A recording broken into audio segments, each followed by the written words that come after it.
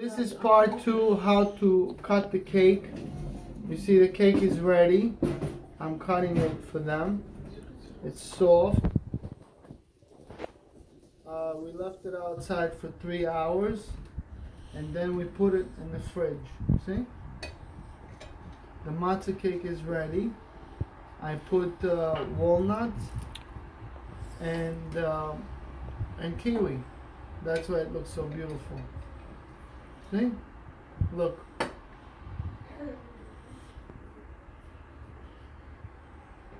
Nice, huh? Ethan, you want to try it? Yes. Come over here. Come this way. I'm going to give you a piece. We're going to give it to Ethan to try. Ethan's going to tell us how he likes it. Or not. I'm going to cut another small piece. Look. Here, try it. Don't drop it. Good, right? Tasty? He likes it.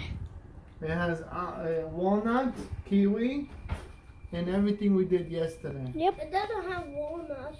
It does. You just don't feel it. It's a little bit. See on top.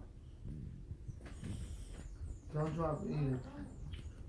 You like it? Uh-huh. Okay, he likes it. Everybody likes it. Until next time.